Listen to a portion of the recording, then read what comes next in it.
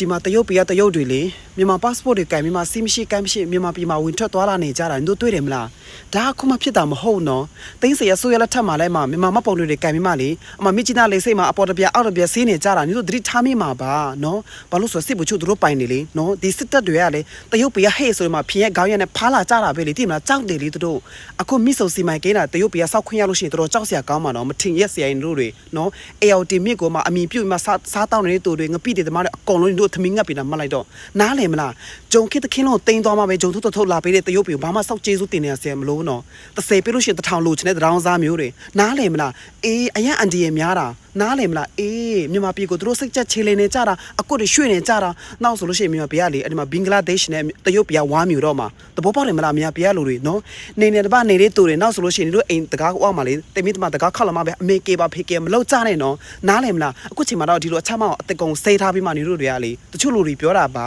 နော်အေးအခုအကြောင်းက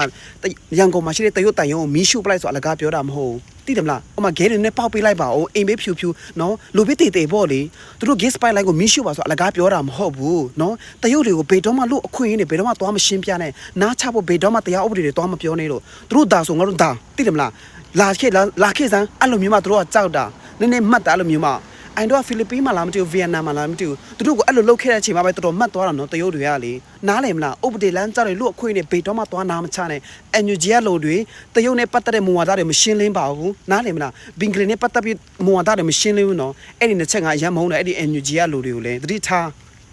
ကဲနောက်တစ်ခုကြံသေးတယ်